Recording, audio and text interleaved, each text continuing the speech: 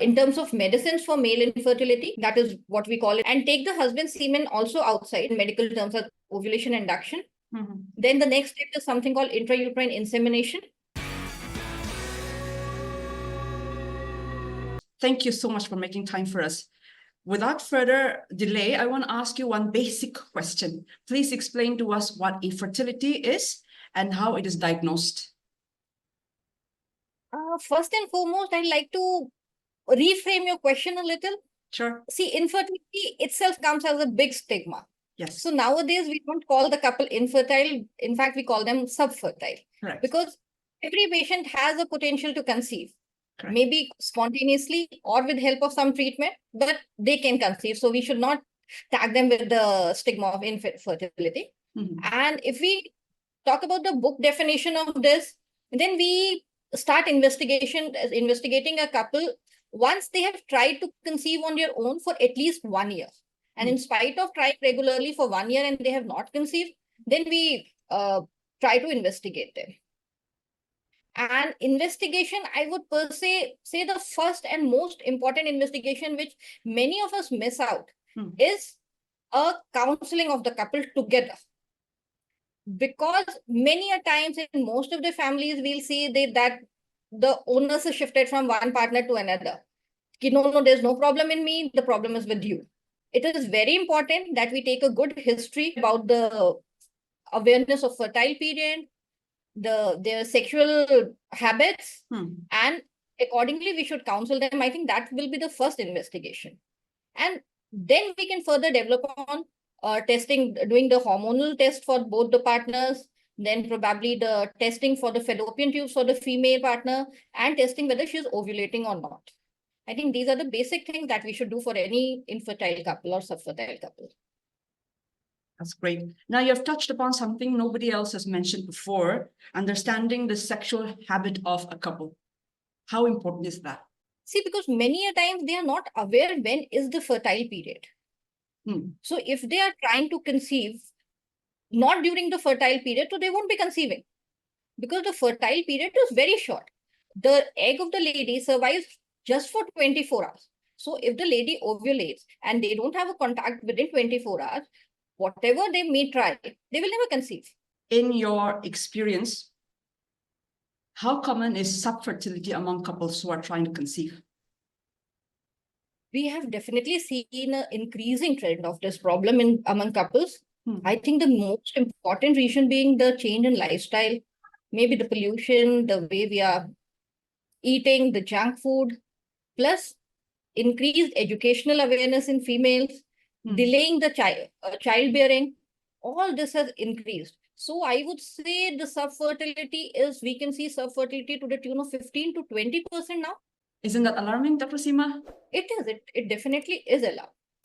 And you mostly see youngish couples, like 30 below? Yeah, we are seeing lots of patients below 30 also. But surprisingly now, people above 35 are also coming for infertility.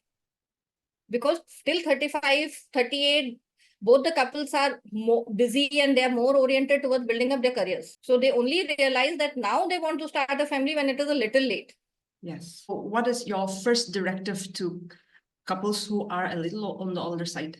The first directive, see, now with the advancement in technologies, we can even at a younger age preserve our eggs and sperms.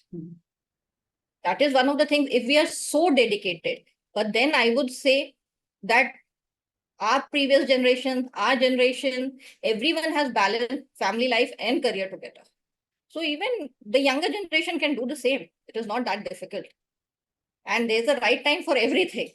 So if you wish to plan a family, why not start it at the right time? According to your opinion, we can have both career and a child together. We just have to plan our life around it.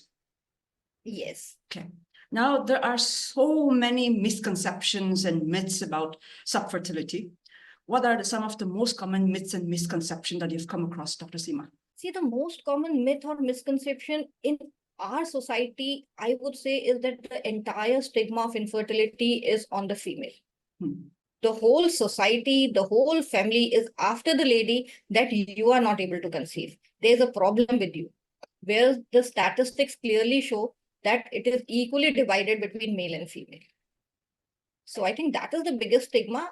And other than that, there are so many social practices which are one of the cause of the infertility. So, but I think the most important is this, that the stigma should not be attached and the label of infertility should not be attached with the female partner. That's so true, because even me with a very limited experience has also found that the stigma lies mostly on the woman. And it's very heartbreaking to see that. Now, you mentioned social practices. Would you care to elaborate on the social practices? Social practices like in the villages and all, there's still lots of things that you should not do this during this period and you should not be here. So I think a few social practices are there. Khana, to avoid certain food and all those things, which are... Yeah. Okay, got it. What are some of the most common treatment options available for couples with sub-fertility issues, Dr. Seema? The most important treatment, easiest treatment is a counseling. Making them aware that this is a problem which has a solution. Don't be demoralized. Don't be demotivated. Telling them about the fertile period. And I can assure you, your at least 20 to 30% of patients will conceive only with counseling, or proper counseling. But in case that does not work, then we have simple regimes like we can give pills to the lady for ovulation. That is what we call in medical terms as ovulation induction. Then the next step is something called intrauterine insemination. And last is IVF, that is the test tube baby. There is a misconception about test tube babies also, because a lot of people say that test tube babies are artificial and there's a lot of genetic defects. Yes, there's lots of myth about that. But then all the studies have shown that the anomalies or the problems with the IVF baby is exactly the same like when you conceive naturally or spontaneously.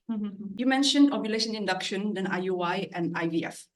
Would you care to elaborate on what are these specific treatments? Yes, ovulation induction is basically we give some medicines and injections to the lady so that we know when exactly is she ovulating.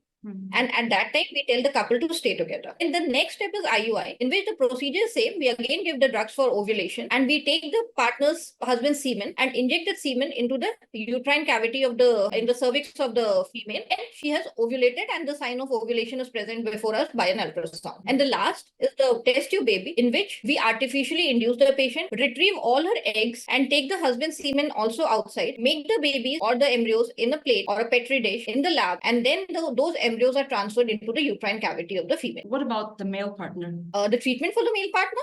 Correct. Unfortunately, we have not achieved too much treatment for male infertility. Wow. But yes, for decreased sperm counts, we have IUI, which do help in when male partner has decreased sperm. But if the sperm quality is very poor, then we have something called ICSI, that is intracytoplasmic sperm injection. In this technique, what we exactly do is we take the egg of the lady and every egg we inject with one sperm artificially. So that is a breakthrough in male infertility. Okay, so that's a more precise version of IVF. And very yes, that is the advanced version of IVF. Yes. Okay, and that is because that happens when it's a male factor sub-fertility issue. Yes. Dr. Seema, you mentioned that for the ladies, we give medication for ovulation induction. Nothing else like that for a male partner? Unfortunately, we have not have any major breakthrough in terms of medicines for male infertility. But yes, lots of antioxidants when we give, they are supposed to increase the male sperm counts because they reduce something called oxidative stress in males. But then they are not of too much of proven benefit. Minimal benefit. Yeah, there is some advantage, but not very major. I see a lot of Instagram posts and reels uploaded by different individuals, and they talk about alternative therapies which leads to successful pregnancies. For example, acupuncture or some herbal medicine, drinking some certain tea and all those things. How does it play a role in treating sub-fertility? See, the alternative medicine is coming in a big way. Yes. But the only disadvantage with these therapies is that there is no evidence-based research behind them. So we exactly don't know how much they are of benefit. Moreover, we don't know how much harm they are going to cause us. I don't recommend alternative therapy. Or it could be that while we pursue treating sub-fertility, we could be harming our body. Yes, because we don't know exactly what we are having as in the name of alternative therapy. That's so true. And it's rampant across the world, I think. Yes. So maybe it'll take a few more years to come up with research-backed data on alternative medicine and therapies. Is there any emerging treatment for subfertility that shows promise in your field?